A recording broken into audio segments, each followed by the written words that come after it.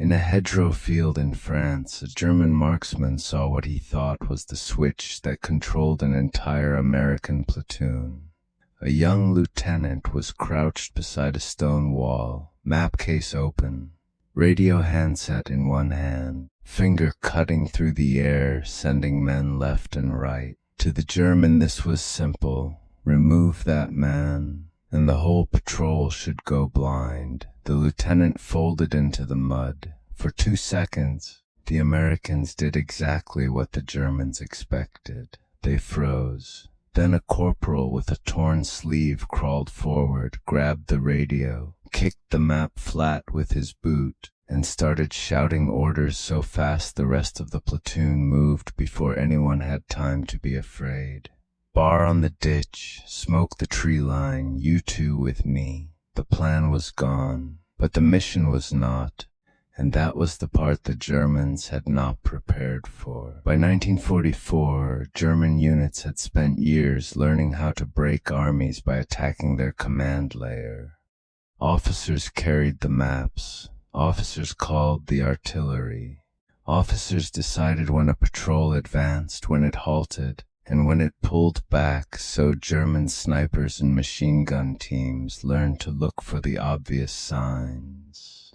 The man checking the compass, the man standing too tall, the man other soldiers turned toward without thinking, the man with the radio wire running into his hand. That man was the key. Kill him, and in many armies the next few minutes became confusion. A squad might stop in the open, a platoon might bunch together in a ditch. Men might wait for orders that were never coming, and in war, a pause of 20 seconds can be enough to turn living men into targets. This was not just a battlefield trick. It matched the way many armies were built. A command came from the top. It passed down through ranks. The lower soldier was trained to obey the order he was given, not to redesign the fight when the order disappeared. For the German army, especially in its better years, war had been treated like a machine that could be tuned with terrifying precision. Infantry, artillery, armor, engineers, radios, timing, maps, staff work. Everything was meant to lock together, but the more perfect the machine looked on paper, the more it depended on trained men to keep every part synchronized.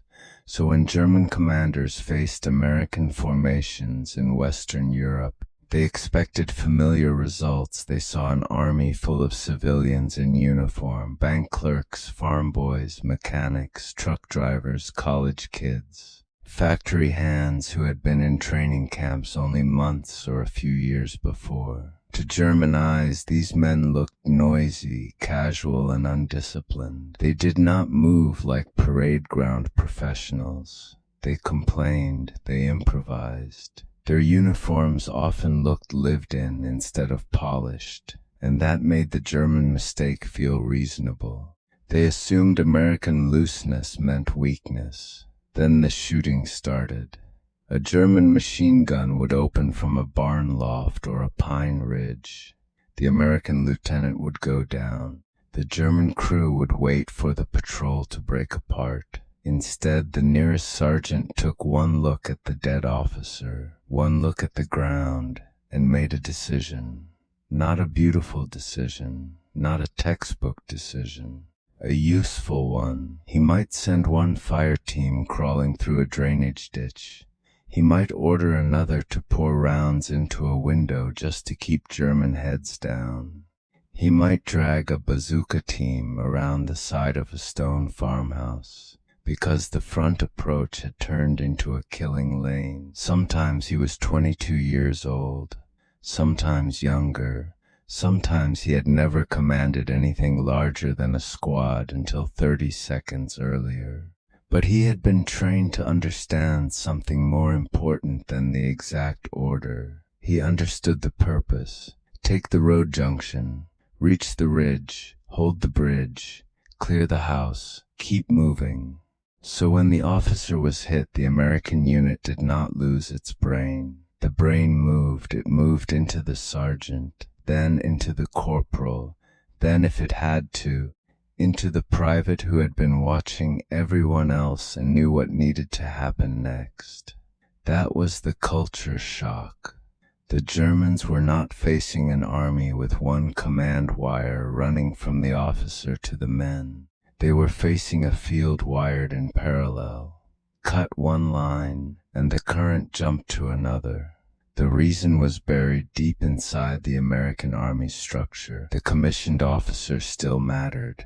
He planned, coordinated, reported, requested support, and carried responsibility.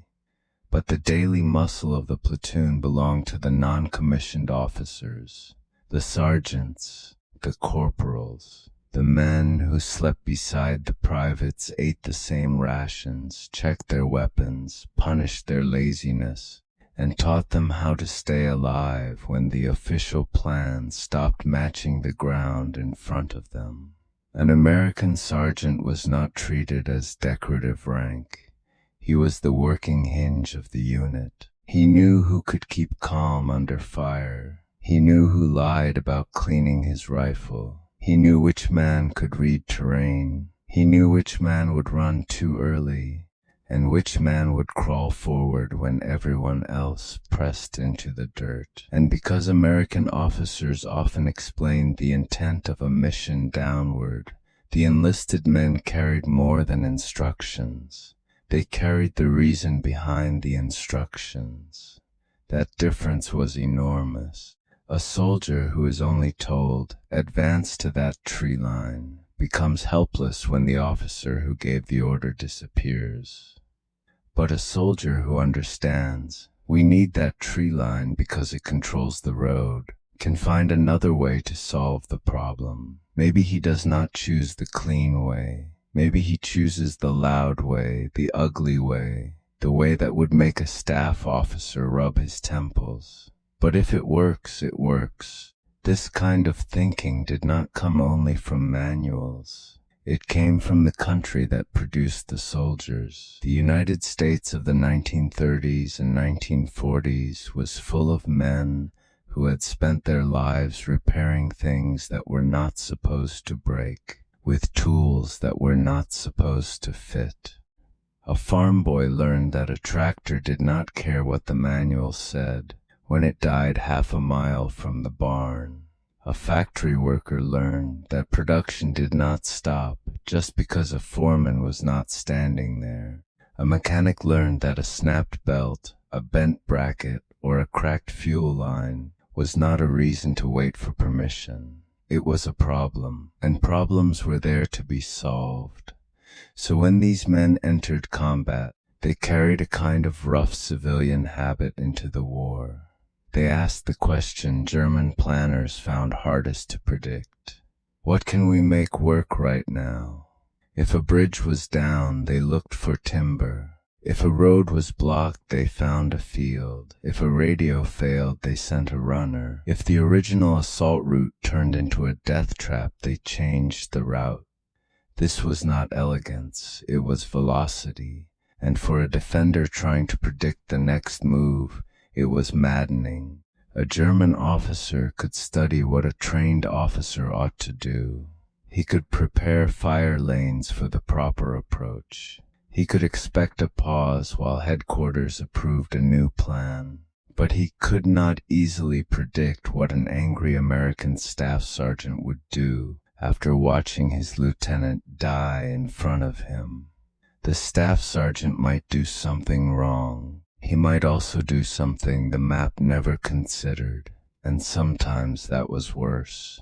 By late 1944, the pressure on the German army made the contrast even sharper. Years of fighting had drained away experienced officers and veteran NCOs.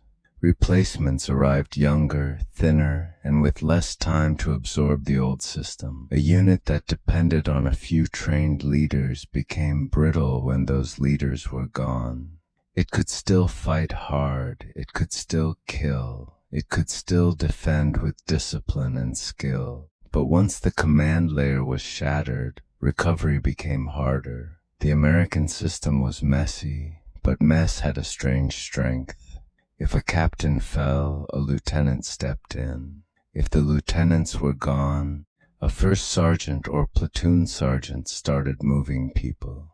If the sergeants were dead or cut off, some corporal with mud on his face and fear in his throat would point at the next piece of ground and say, "There." We go there, not because he was fearless, because waiting was more dangerous. In the Hurtgen forest, where trees exploded into splinters and units lost themselves in fog, American groups were cut apart, separated, and thrown into fights no plan had survived. In the Ardennes, during the Battle of the Bulge, roadblocks appeared in the dark, command posts were overrun, and men found themselves surrounded before they even understood where the front line had moved. These were exactly the conditions that should have destroyed an army dependent on neat control. Instead, small American groups kept forming themselves out of wreckage. A handful of riflemen around a BR gunner, a lost mortar crew turning into infantry, a radio operator becoming the link between strangers, a cook, a driver, and two scared privates holding a crossroads because nobody had arrived to tell them they were allowed to leave. There was no romance in it. Only cold hands, bad maps, empty stomachs, and men deciding that somebody had to act first. German officers noticed. Some dismissed it as recklessness. Some called it indiscipline. Some never understood it at all. But many learned to respect it because it kept happening. The propaganda had told them that Americans were soft individualists, men too comfortable, too casual, too attached to their own opinions to survive a brutal collective war. What the battlefield revealed was more dangerous. American individualism did not always make beautiful soldiers. It made soldiers who could keep moving after beauty had been blown off the map. A German commander could remove the man with the silver bar. He could cut down the voice giving the order. He could silence the radio for a minute, but the order had already spread farther than he understood. It lived in the sergeant who knew the objective. It lived in the corporal who knew the ground. It lived in the private who had watched enough to know that staying still meant dying. That was the flaw in the decapitation tactic. It assumed command was stored in one head. The Americans had hidden it in the whole body, so the Germans kept aiming at the visible wire, and the current kept finding another path.